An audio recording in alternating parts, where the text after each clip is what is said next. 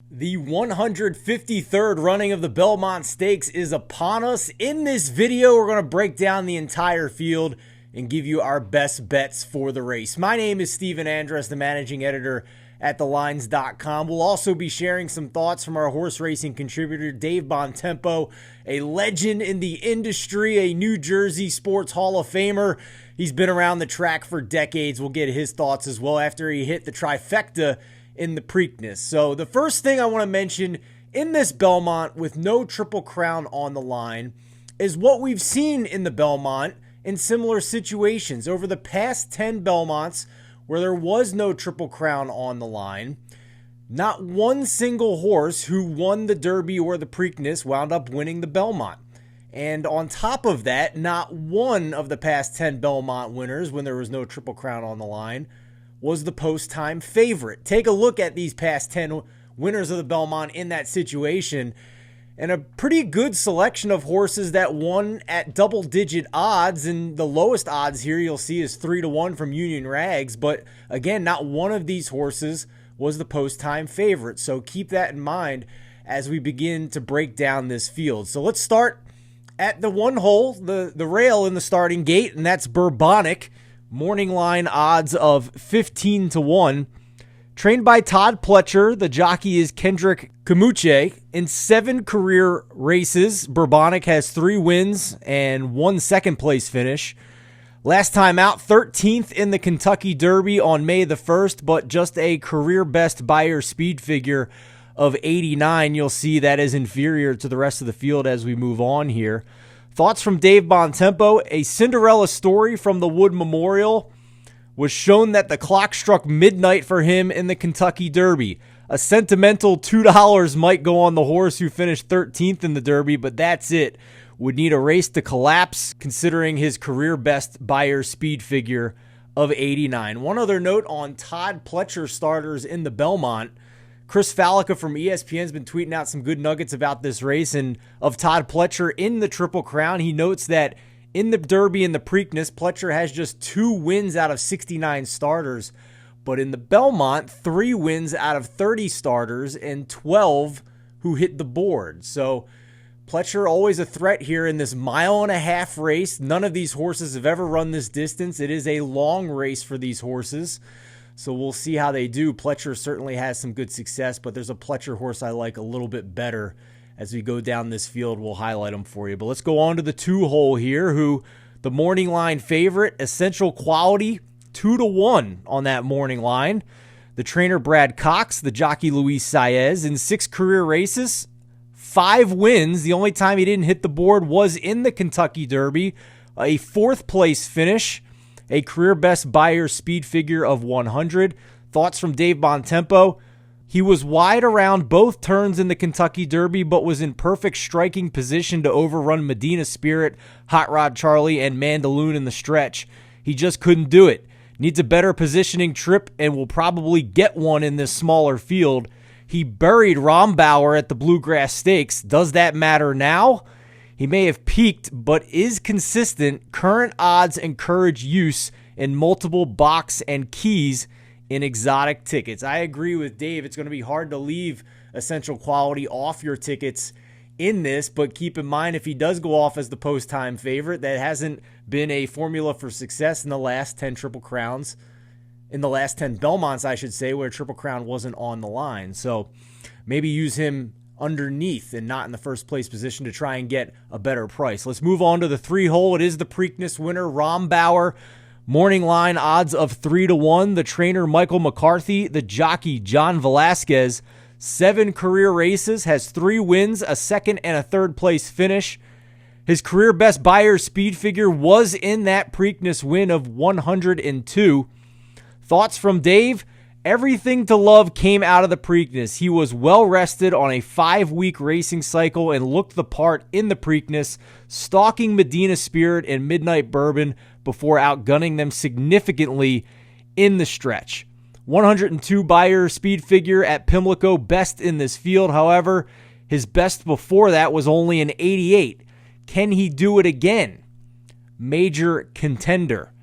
One other note about Rombauer, if he is to win this Belmont Stakes, He will be the first horse since the 1930s to win the Preakness and the Belmont when not running in the Kentucky Derby. That is a long stretch and a long trend to try and break for Rombauer if he's going to win it this time around.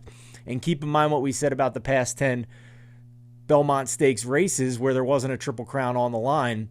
None of those winners won either the Kentucky Derby or the Preakness. So, again, maybe a horse to use underneath, but maybe try and find a better price here in this field. Let's move on to the 4-horse Hot Rod Charlie. 7-2 on the morning line odds. Trainer Doug O'Neill, the jockey Flavien Prat. 8 career races.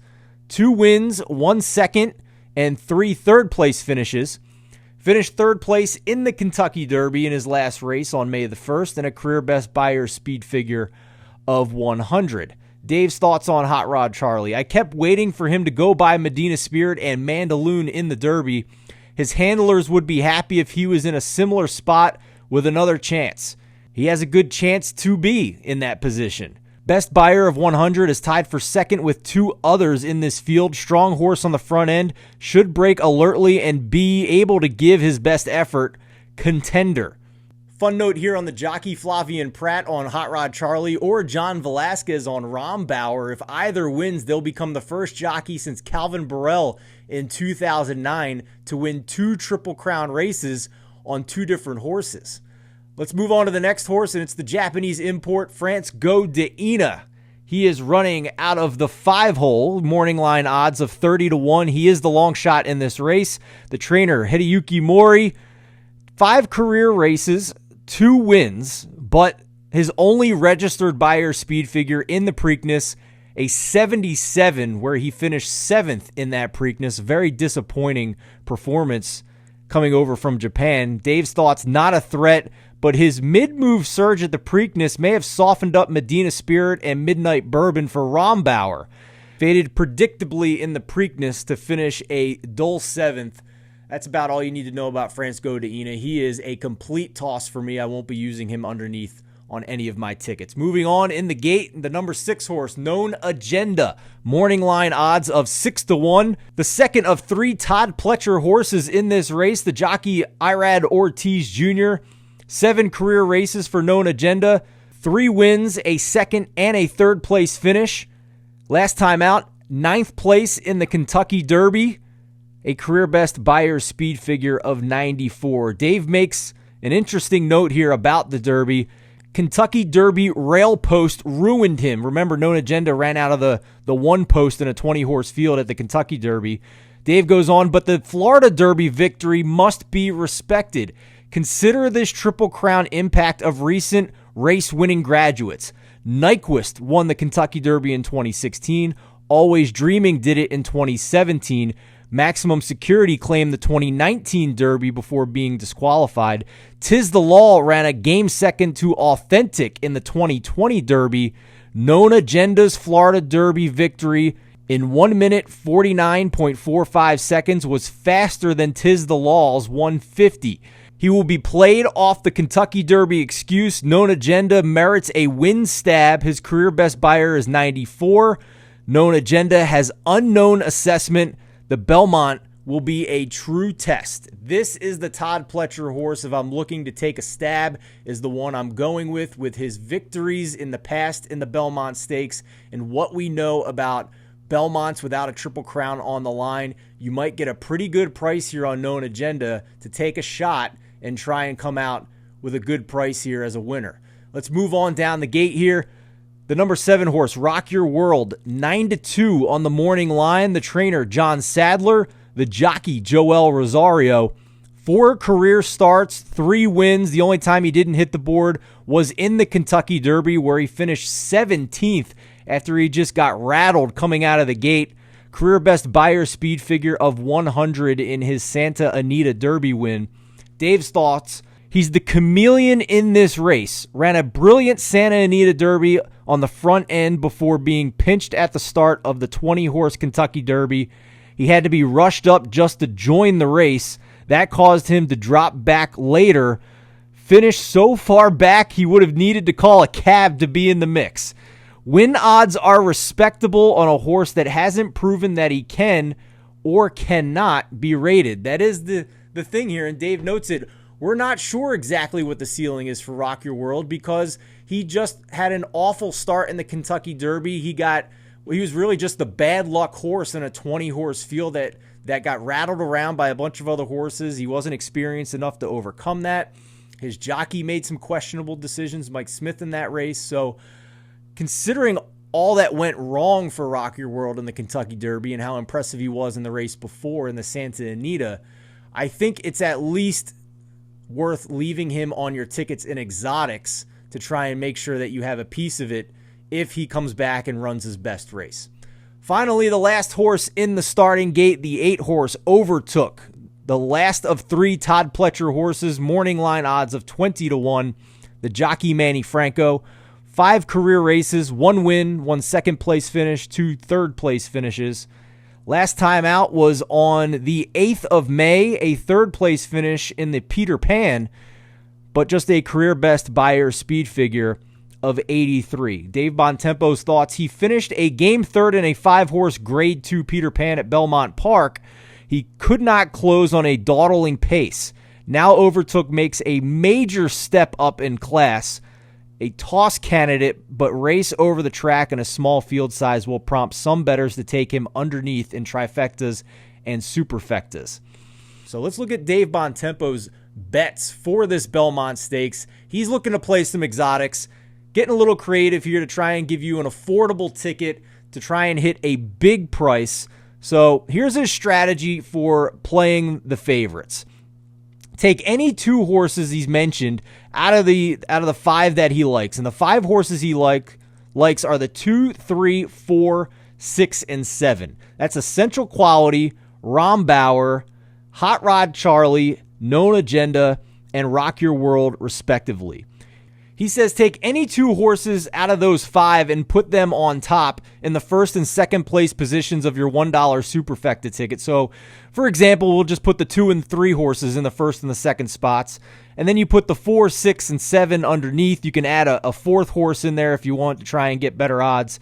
If you take 2 in the first and second place positions and 4 other horses in the third and the fourth place positions, that ticket only costs you $24, and the key there is you have to correctly guess the 2 horses that are going to finish in first and second. 3 other horses for me that I'm going to look for a win bet.